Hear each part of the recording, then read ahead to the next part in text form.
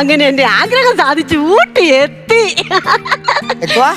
ഓ, ഞാൻ കളിക്കുന്നിടത്തല്ലല്ലോ ഇങ്ങനെ വാഴ വെക്കുന്നേ. ഇതിന് ഇച്ചിരി റേഞ്ച് കുറവാ.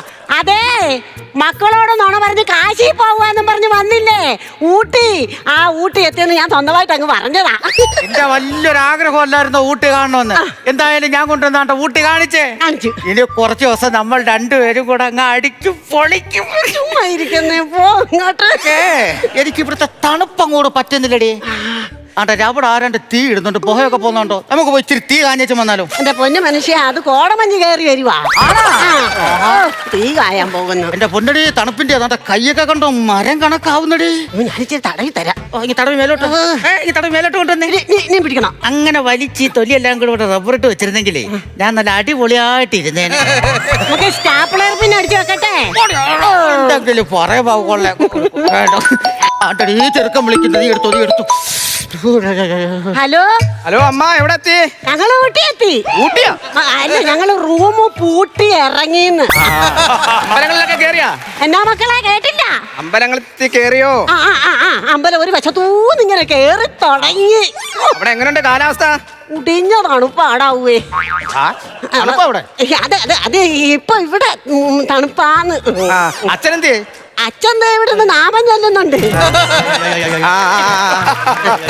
അമ്മ ഇനി റേഞ്ച് കുറവാ, ഒറ്റത്തെ പറ. അമ്മ ഇനി അടുത്ത് എവിടാ പോന്നെ? ഇനി ഞങ്ങള് കൊടൈക്കനാല്. അല്ല, അതെ, ഈ റേഞ്ച് ഇല്ലാത്തത് കൊണ്ട് വിട്ട് വിട്ട് കേക്കുകയല്ലേ. അതാ ഇവിടെ കൊട വെച്ച കനാലിന്റെ അടുത്ത് കൊട വെച്ച ഒരു അമ്പലം ഉണ്ടല്ലോ. നീ വന്നിട്ടില്ല, നിനക്ക് അറിയത്തില്ല. ആ അമ്പലത്തിൽ കയറി 2 ദിവസം തൊഴുത് ഭജനമൊക്കെ ഇരുന്നിട്ട് അച്ഛനും അമ്മയും കൂടെ അത് വരാതെ.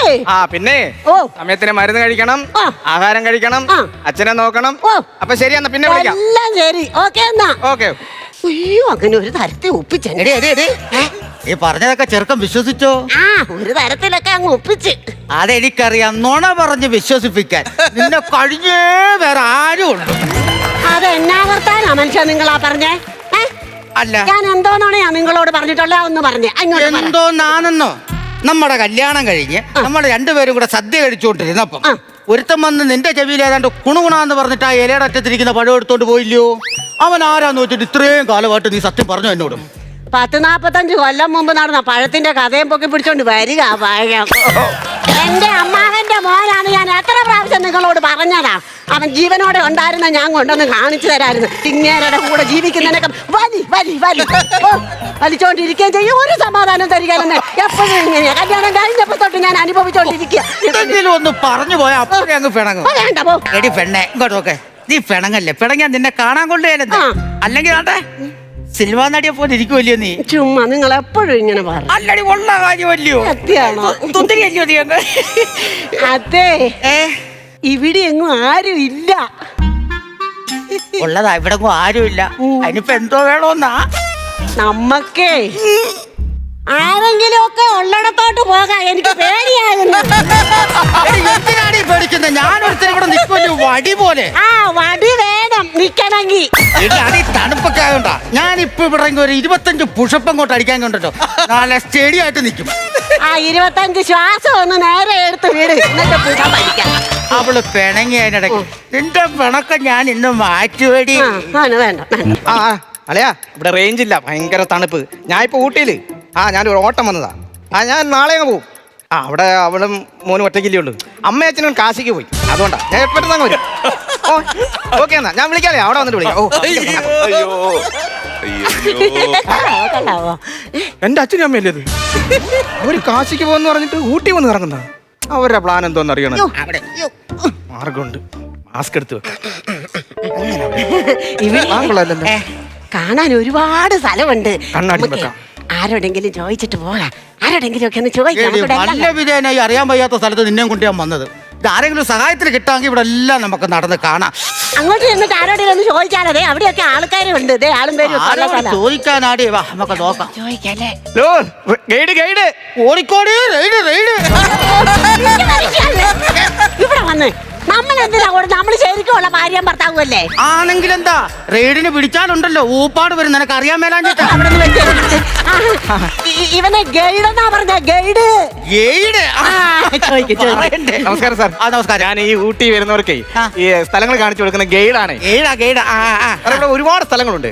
അതായത് സൂയിസൈഡ് പോയിന്റ് ഉണ്ട്, വെള്ളച്ചാട്ടം ഉണ്ട്, തേയിലത്തോട്ടം ഉണ്ട്. തേയിലത്തോട്ടം ഉണ്ടോ? പിന്നെ തേയില കിട്ടുവോ?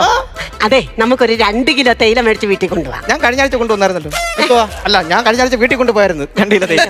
ഈ ഒരു കാര്യത്തിൽ 2 കിലോ തേയില മാത്രം ആക്കണ്ട. ഇവിടുന്ന് ഇച്ചിരി മൂടൽ മഞ്ഞും കൂടെ വാരിക്കൊണ്ട് വീട്ടിൽ കൊണ്ടു കൊടുത്തിട്ടാ. ഞങ്ങൾ ഊട്ടിയിൽ നിന്ന് കൊണ്ടുവന്നു പറഞ്ഞ് കൊണ്ടുകൊടു. എടി, നമ്മളിപ്പോ കാശിയിലല്ലയോ? കാശിയില അത് വേറെ സെറ്റപ്പാ. അത് ഇവിടെ അറിയാൻ പാടില്ല. ഇല്ല, വേറെ ചോദിച്ചേ, എവിടെയാ പോകാൻ പറ്റുന്നത്? അതിനു മുമ്പ് നമുക്ക് കീച്ചനോട് ഫോട്ടോ ഇങ്ങ് എടുക്കാം. അവനോട് പറ. 2 ഫോട്ടോ ഇങ്ങ് എടുത്താണ് ഞങ്ങൾ. വീട്ടിരിപ്പില്ലേ? വീട്ടിരിപ്പുണ്ട്, പക്ഷെ ഇവിടെ നിന്ന് എടുത്ത ഫോട്ടോ ഇല്ല. അതെ. അല്ല, ഞാൻ എന്റെ ഫോണിൽ നിന്ന് എടുക്കാം. അല്ല, എന്തിനാ? അല്ല, എന്റെ ഫോണിൽ നിന്ന് എടുക്കുമ്പോഴേ എനിക്ക് മറ്റൊരാളെ കാണിക്കാൻ പറ്റും. ആരെ കാണിക്കാം? അല്ല, നിങ്ങളെ കാണിക്കാൻ പറ്റും. ഫോട്ടോ എടുത്തിട്ട് അങ്ങോട്ട് കാണിക്കാം. അല്ല, അന്നേരം ആ ഫോട്ടോ എങ്ങനെയാ ഞങ്ങൾക്ക് ഇവിടെ വരുന്നത്? അതൊക്കെ ചെയ്തു തരും. എടാ, പച്ച മുഴുവനെ വേണേ. Full size. പീടി മനുഷ്യ അങ്ങോട്ട്. ചിണ്ടോ ചിണ്ടോ. അതെന്തോ അവൻ പറയുന്നേ? ഇതിങ്ങനെ താത്തു വെക്കാൻ. അത് താത്തു വെച്ചാൽ ഫോൺ കിട്ടും. ചിണ്ടോ.